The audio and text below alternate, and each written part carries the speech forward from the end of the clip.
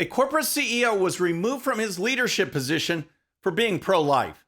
Texas Governor Greg Abbott signs a new election bill into law, and the Democrats are crying Jim Crow.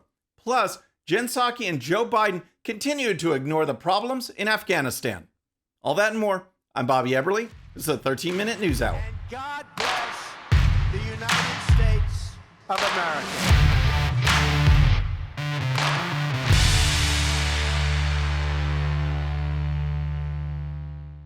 Okay, friends, welcome to the show. Happy Wednesday. I hope you're having a great week. If you're new to the show, thank you so much for tuning in. We're going to start with the increasing pressure that the woke radical left is exerting both on corporate America and on individuals who espouse conservative beliefs. If you're a conservative in 2021 in America, you're a target. Based on what we see on a daily basis on social media platforms such as YouTube and Twitter, you can pretty much promote any left-wing policy or concept and everything is fine. If you're a corporate leader and you post some left-wing talking point or cheer some leftist protest or riot, you're likely in a safe space. But what happens if you're a conservative and you're in corporate leadership? What do you do then? Do the same rules apply? Can you express a personal opinion and still do your job? Apparently not. It turns out that in America, there is one standard for the radical left and another standard for conservatives. And here's the story. The head of a video game studio stepped down Monday evening after speaking out in support of the Texas Heartbeat Act on Saturday. John Gibson left his position as chief executive of Tripwire Interactive following a Saturday tweet in which he voiced his approval of the Texas Heartbeat Act, a law banning abortions after the unborn baby's heartbeat can be detected. The law was passed in May and the Supreme Court allowed it to go into effect last week. That's right. John Gibson, the CEO of Tripwire Interactive, was pressured into resigning by the left-wing mob because he expressed pro-life views. He didn't riot, he didn't loot, he didn't assault anyone, he didn't topple a statue, he didn't do anything except put out one tweet. And here it is. Proud of the U.S. Supreme Court affirming the Texas law banning abortions for babies with a heartbeat. As an entertainer, I don't get political often. Yet, with so many vocal peers on the other side of this issue, I felt it was important to go on the record as a pro-life game developer. That's what did it. Apparently, that action, expressing those views, is so vile, hurtful, intolerant, and evil that he needed to lose his job because of it. Here's more. Tripwire issued a statement Monday apologizing for Gibson's comments and expressing a commitment to take swift action. The comments given by John Gibson are of his own opinion and do not reflect those of Tripwire Interactive as a company, the statement said. His comments disregarded the values of our whole team, our partners, and much of our broader community.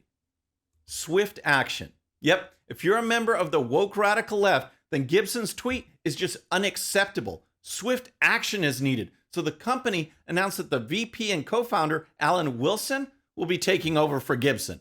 The pro-life tweet also drew outrage from several other video game companies because apparently almost every company is run by leftists these days, and companies can't just make a product or provide a service. They need to have a political agenda as well, agendas that are sanctioned by the radical left.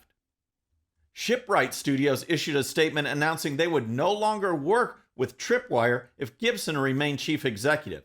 We cannot, in good conscience, continue to work with Tripwire under the current leadership structure, the studio said. Tripwire collaborator Torn Banner Studios tweeted a similar statement condemning Gibson's comments, while Cory Barlog, director of video game God of War, asked Gibson how he could support this effed up Texas bounty law that pushes us closer to some kind of dystopian religious state. Why can't video game companies just make video games? Instead, you have to have a left-wing agenda, or else you can't say a word. If you do, the left comes out in force. As an example, I scanned Gibson's Twitter feed. Most of his tweets get 20 likes or so. Many tweets get fewer than that. In June of last year, Gibson tweeted out a pro-Black Lives Matter statement from his company. It received 2 comments. Now, he tweets out a pro-life personal statement, and it receives close to 14,000 comments, and it cost him his job. This is not how things should be in America. Over the last 5 years or so, we've seen people fired, fined, thrown in jail for holding Christian conservative beliefs. Is this America or communist China? So, what can be done about this left-wing mob that destroys everyone who stands in the way? Let me know in the comments. All right, so next let's talk about the new Texas election law. But first, if you're new to the show or haven't subscribed yet, regardless of platform, just search out my name, hit that subscribe button, make sure notifications are turned on. That way you can follow the show and help us grow.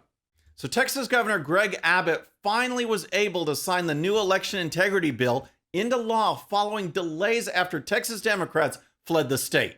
Remember when they took a jet to Washington, D.C. and spread COVID to other Democrats? Well, that mess was all cleared up and the bill has now been signed into law. Now, the Democrats are already preparing lawsuits and claiming that the new election integrity law is the return of Jim Crow. And here's the story. Texas Governor Greg Abbott signed the sweeping changes during a ceremony in the East Texas city of Tyler, where the surrounding county went for former President Donald Trump by a more than 2-to-1 margin last year. Texas is among at least 18 states that have enacted new voting laws since the 2020 election, according to the Brennan Center for Justice. The laws are part of a national GOP campaign, including in Florida, Georgia, and Arizona, to tighten voting laws in the name of security. Texas is cleaning up the voting process, making it more secure, and in the meantime, left-wing groups are already filing legal challenges. The story points out that the ACLU, minority rights groups, and disability advocates are part of a coalition filing lawsuits which accuse the new law of violating Federal Voting Rights Act and intentionally discriminating against minorities. So, what does the law actually do? Here's some details. Some changes squarely take aim at the Houston area, where President Joe Biden carried the surrounding county of 1.6 million voters by a 13-point margin. Amid the COVID pandemic last year, Harris County elections officials offered 24-hour polling places and drive-through voting, which are now outlawed under the new law. The county also tried sending mail-in ballot applications to more than 2 million registered voters, but going forward in Texas, any elections official who tries sending an application to someone who doesn't request one could face criminal charges. Partisan poll watchers are now also entitled to more movement, and election judges who obstruct them could also face criminal penalties. In addition, there are new voter ID requirements when voting by mail. A person needs to put their Texas driver's license number or the last 4 digits of their social security number on the ballot and on the envelope. Voter rolls will also undergo periodic checks to make sure non-citizens are not on the list. Yep, this is what the Democrats are calling the new Jim Crow. Making elections more secure is not racist, folks. There are plenty of opportunities, locations, and methods to vote, even after this law. Anyone who can legally vote can still do so, but no one needs 24-hour drive-through voting so you can cast a ballot at 2 a.m. What do you think of the new law? I'm very interested to see if you think it's draconian, fair, if it helps security, or if it's the return to Jim Crow. Let me know in the comments. All right, so next, White House Press Secretary Jen Psaki and Joe Biden are doing their best to push the Taliban issue from the news cycle by basically ignoring the situation, while Americans remain trapped by the Taliban in Afghanistan. If you recall from Monday's show, Representative Michael McCaul pointed out that the Taliban is flat out holding Americans hostage to force the Biden administration to recognize the Taliban as the legitimate government in the country. Here's McCaul. Since we left the country on Friday, how many Americans have gotten out of Afghanistan since we pulled out? How many Afghan allies have gotten out since the Taliban was in complete control of the country? I understand, 0. And in fact, we have 6 airplanes at Mazar Sharif Airport, 6 airplanes with American citizens on them as I speak, also with these interpreters, and the Taliban is holding them hostage for demands right now. The state has cleared these flights, and the Taliban will not let them leave the airport. Now, in response to this pressure being exerted by the Taliban and the fact that Americans are being held in Afghanistan, Biden and Psaki refused to take action to get them out. They are in no hurry to recognize the Taliban, and they are also in no hurry to get out our American citizens and get them back home. Recognize the Taliban? No, that's a long way off. There's no rush to recognition. It is really going to be dependent on what steps the Taliban takes. I don't have a timeline for you. It depends on what behavior they exhibit on the ground. Well, I can tell you what behavior the Taliban are exerting on the ground. It's not rocket science. They are going door to door and they are killing people. They are holding Americans as leverage. On the Biden side, the administration is letting the Taliban call the shots. Americans are being deserted by their own country's leadership. And Biden says, no, dealing with the Taliban is on down the road. Nigel Farage, who's a former Brexit Party leader in the UK, he was on Fox News blasting the Biden administration for the situation in Afghanistan and the appearance that Biden may eventually give in to the Taliban's demands. 4 Gitmo detainees released in the Bo Bergdahl swap end up getting high-ranking positions in the new Afghan government. I mean, you're looking at these faces on the screen now, and I just question, do you think ultimately the U.S. and other countries, for that matter, end up recognizing the Taliban? And if so, what does that mean for international relations? Well, I noticed that when the White House were questioned about this, they didn't give an answer. You know, will you recognize the Taliban? And extraordinarily, Boris Johnson on this side of the pond said that he thought this was a different Taliban to the one from the 1990s, almost as if he was saying it's a new woke Taliban. A new woke Taliban. As that clip showed, full-on terrorists are now in leadership positions of the Taliban organization. These people are holding Americans and making demands. Biden should not recognize them. He should not negotiate with them. He should demand that all Americans be released immediately. Instead, he's trying to let the situation fade away while Democrats like Chuck Schumer make statements like this. We've heard a lot of the pullout of Afghanistan would have gone somewhat poorly no matter who did it, but it's on Joe Biden's watch as president. How will what happened affect Democrats' chances moving into the midterms? You know, I can't predict that. I will say there'll be a job for congressional oversight. There always is. But at the moment, actually, I'm still focused on trying to get some of those brave Afghans out. The Americans, all of whom wanted to come out, have come out. Praise God.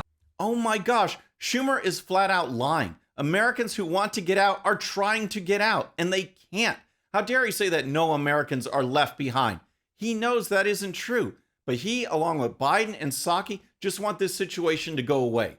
In the meantime, Americans are trapped, and the terrorism situation around the world is now worse. The fact that the Taliban can say, hey, we've just beaten America. You know, America have gone tail between their legs. The fact that they're saying that already, I think, gives great comfort to terrorist organizations all over the world.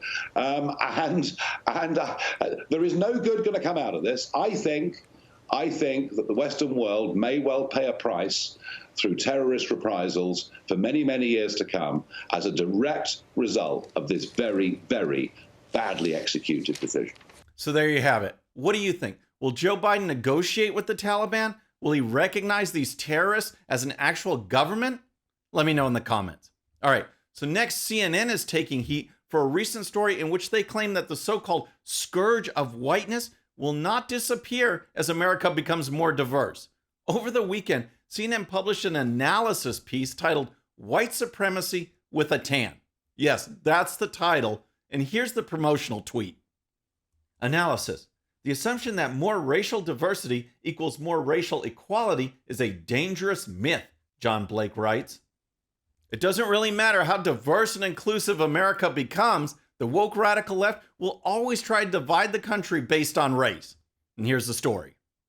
In the article, CNN Enterprise writer John Blake argued that whiteness was elastic and that as the population became more diverse, as seen in the 2020 U.S. Census report, white supremacy would adapt because being white could expand to incorporate new members if they have the right look.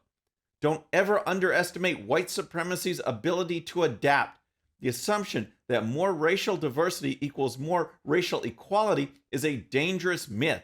Racial diversity can function as a cloaking device, concealing the most powerful forms of white supremacy while giving the appearance of racial progress, Blake wrote.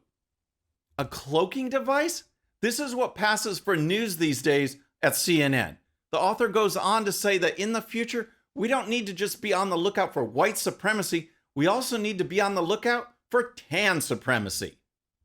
Racism will likely be just as entrenched in a browner America as it is now. It will still be white supremacy with a tan, Blake added. Blake predicted that Latinos could be the future of whiteness, claiming that some had already begun to mark white on their census forms and that the temptation to identify as white could be too tempting for many to ignore. What trash! Fortunately, the article was blasted on social media for being both racist and pointless. It's like the left is covering its bases and expanding to more and more groups that it can call racist in order to advance their agenda, which turns out is actually not tolerant and not inclusive. So there you have it. Watch out for tan supremacy. All right, friends, that's our show for today. I hope you enjoyed it. But don't forget, if you're new to the show or haven't subscribed yet, regardless of platform, just search out my name, hit that subscribe button, make sure notifications are turned on. That way you can follow the show and help us grow. Thank you so much for tuning in. Our next show is going to be Friday evening at the usual time, 6:30 p.m. Central Time. Until then, I'm Bobby Eberle. This is a 13-minute news hour.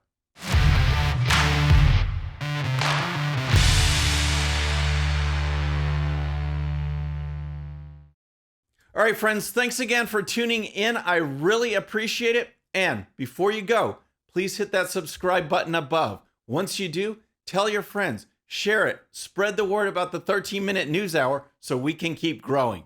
And for more great content, check out these videos right here, and I'll see you next time.